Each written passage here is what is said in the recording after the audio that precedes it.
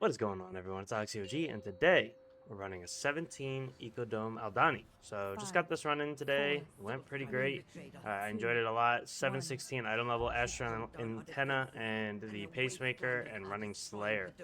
I took seismic reverberation in this dungeon over concussive blows because I didn't think that there was a ton of kicks. Honestly, I don't run this dungeon very much. I didn't think there was a lot of kicks and valued the extra whirlwind damage a little more. But as I got into the second half of the dungeon, like right after the second boss, um, there's a lot of kicks there, and so I started to regret not taking that. So I would most likely change to concussive blows for the shorter kick, and also the increased damage on the kick target to try to get them down quicker. Uh, yeah, to be honest, it felt really great. I think the packs in this run were a tad bit slow because it felt like our damage was good for what we were pulling, but our overall wasn't quite what is considered like a great overall. So I think that we ran this dungeon a little slow, but we still timed it with some minutes left anyway. So it was a lot of fun. I really don't find this dungeon very challenging at all until you get close to the end, where you start getting the big AoE damage from the pack speakers. They're really scary, but yeah, just trying to use your spell reflect effectively here. There's a lot of things that can be cast on you that you can kind of negate, and then also getting good kicks, especially in that second half. With this first boss, I got yelled at the end by the Frost DK because I was obliterating the ads, like the mites that jump around right away with my Blade Storm, and the Frost DK was like, "My funnel, you messed me up." I'm like, man, I gotta get my overwhelm stacks on the mites, you know, so I can get reap procs that get extra damage on the boss too. So funnel, right? But nah, I just thought that was funny. He was messaging me after like, "Oh, you're padding." I'm like, "Yeah, well, you know what? You gotta try to keep up with you Frost DKs. You can't have it all." So yeah, this run, pretty great. Another scary part of this dungeon is the sentinels, the guys with the big shields that once you get their shield gone, they start spawning little purple puddles on the ground. Yeah, just focus them down. They just need to die, especially like right once their shield is broken, they gotta go. So I had almost considered bringing bringing 2 points in. I think it's critical thinking instead of the capstones for Thunderous Roar for this dungeon, just so that my execute would do more crit damage, so basically more prio damage, because there are like prio targets in this dungeon that really need to die quickly. The pack speakers, they do that big AoE, they spawn the spirits, they take a lot of time if they get big shields. So I don't know, I'm going to keep messing around with it. I actually do think that Thunderous Roar might not be very useful in this dungeon to have on a shorter cooldown and more bleed damage. So I'm going to mess around with it. Just, there's only 3 bosses, but there's just a lot of priority targets that hurt. So, you know, just consider looking into what you feel might be the best. For this boss, always wanting to place these pools in like a cross direction so that the mites that spawn, if they spawn in them, they will get slowed and also take damage. So that's always very important.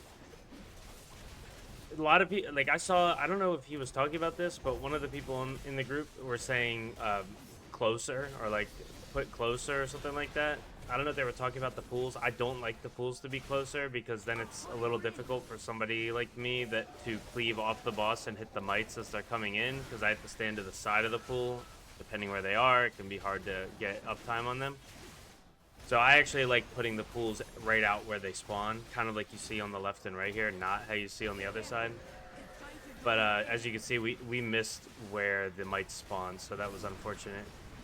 But we were able to get them down anyway, it's all good. And then after this boss, we go through the Sentinel area. It's difficult, it's scary, but we make it work. And then the second boss area is... The second boss... I don't know if I understand the javelins yet. Rallying cry in I don't run this dungeon a ton. I feel like I always time it when I run it, so I don't really get a chance to have to farm it out and like see it a lot.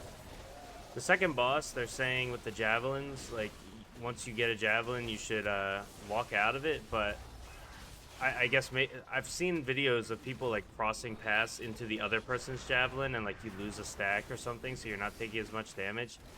I'm not really quite sure yet. Mine usually just gets obliterated because I have a blade storm for it typically, and it just melts, so I don't end up being worried about it. But you can take a look into that and see, you know, what works the best. As Warrior, we're not too scared of it, but other classes would be pretty scared if that dot starts ticking on them. After that, you got things like pack speakers that will spawn a spirit that needs to be focused immediately, or else it gives gives the pack speaker like a growing shield. Hurts a lot, or not hurts. It just soaks up a lot of time. They also do the erratic ritual, which does a ton of AoE damage. So they need to be focused down. Trying to just get kicks wherever you can. There's arcing bolts there, so that if they go off, they won't just kill, or not kill, but like hit you, but it'll arc to your teammates, and that is what can really wipe a group, especially in this dungeon if it starts getting out of hand. That's why I think I should have taken concussive blows, and I will from now on. But last boss, you know, I've done videos on it in the past, but you want to really try to milk out your 10-second 10% damage and healing buff as much as you possibly can. So you can do that by during the intermission when 3 clones get spawned in a row. You don't just go grab all 3 right away. If you do that, you're just gonna get the 30% damage increase, which is great, but it's just gonna run out in 10 seconds. What I like to do is grab the first one that's gonna get hit by the cleave, hit the boss for a couple seconds, then grab the second one when it's about to get hit by the next cleave, hit the boss for a couple seconds, and then grab the last one. So then you get like maybe 4 seconds of uptime, 5 seconds, whatever, of uptime with the 10% damage buff, another 5 seconds of uptime on the boss with 20% damage buff, and then you get the full 10 seconds of the 30% at the end as well. So as you can see, rather than just getting all 3 and just getting 10 seconds of 30% damage, you can go ahead and get yourself like 5 seconds of 10, 5 seconds of 20, and then 10 seconds of 30. So it's just a little bit more efficient way of using it. Aside from that, dungeon's pretty great. So I really, really enjoy this one as the new dungeon that they did. I feel like it's understandable. It's still challenging. The second boss is pretty scary. That intermission, like, it's just the healer has to pump while everybody's sending the dashes through the boss, and it's big damage if you get hit by 2. It's a challenging dungeon, but not too hard, and I like that, because as you get higher, it's infinitely scaling, so eventually it's going to get challenging enough that it's difficult. So I think it's a good entry for people to have some easier dungeons like this. As far as how everything's been going, yeah, I mean, we killed Soul Hunters last week. We got some prog on Nexus King, so that was fun.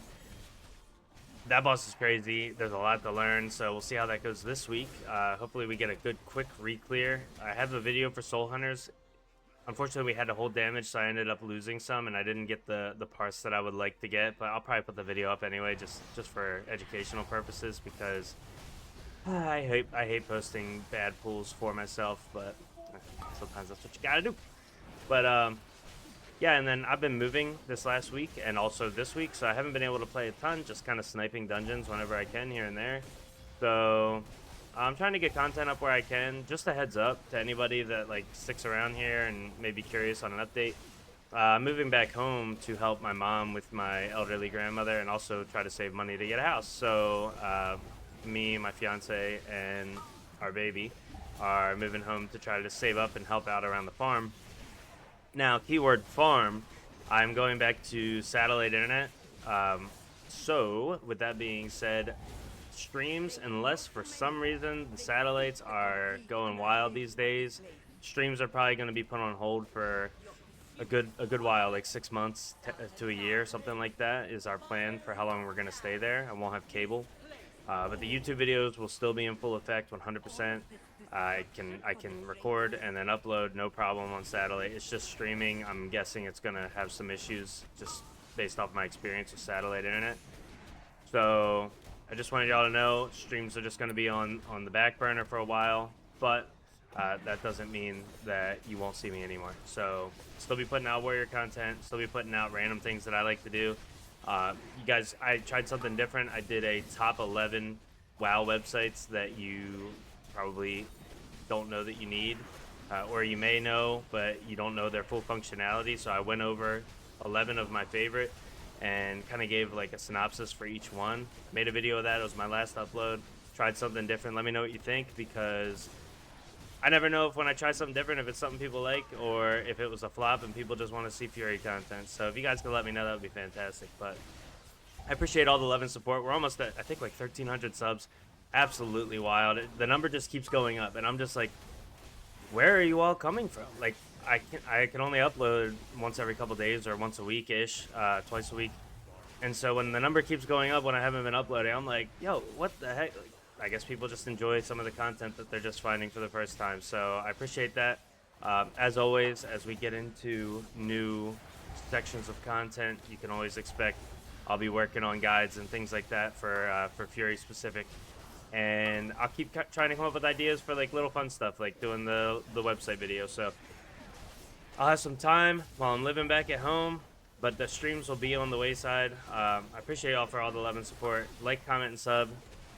Let me know what you think about this video. This 17 run was pretty solid. I have some other 17s I want to do a voiceover for and get uploaded as well. All in due time. But thank you so much for watching, and I will see you soon. Have a fantastic week. I'm out. Peace.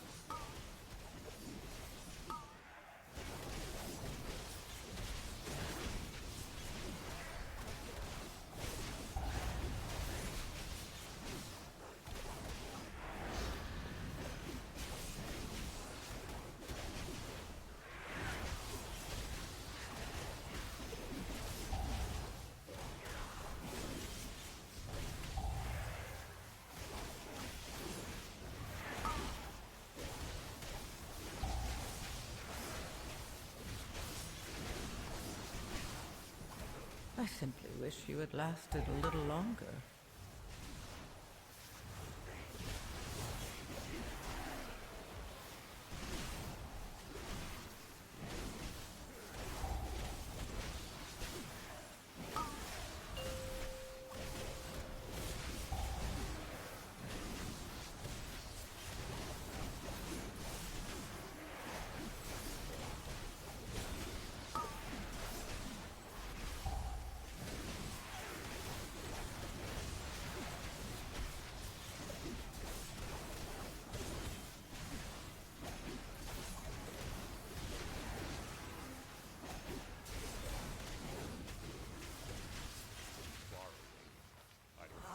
No time for this!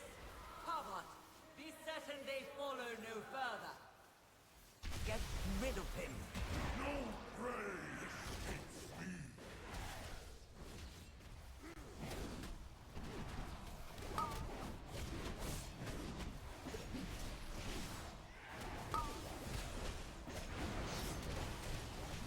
You will not even touch her shadow!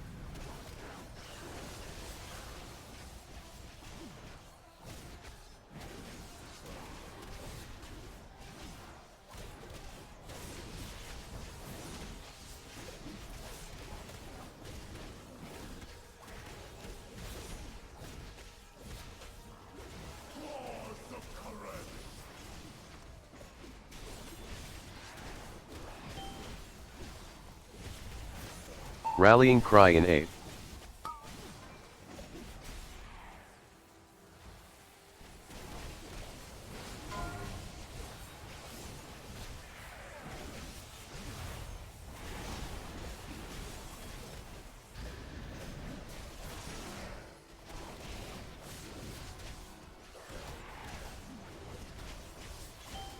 Rip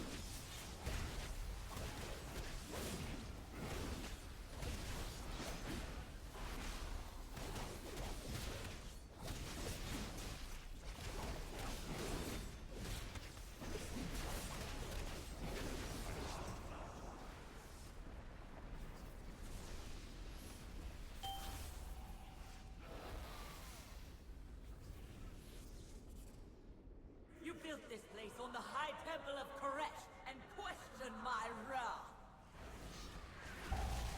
It was the only place our plans stood a chance of success. The wrath brought nothing but destruction. You have no right to this power. We did fail you, but destroying the dome will only hurt Koresh.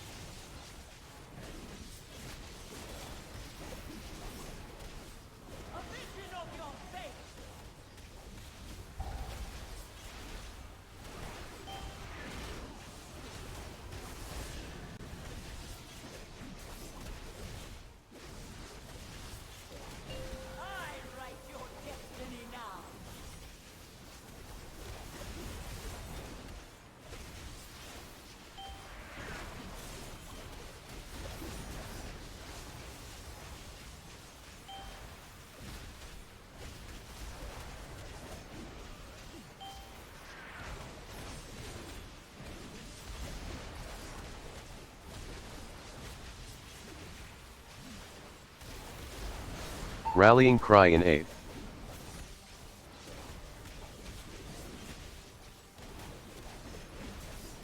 What do your destinies offer?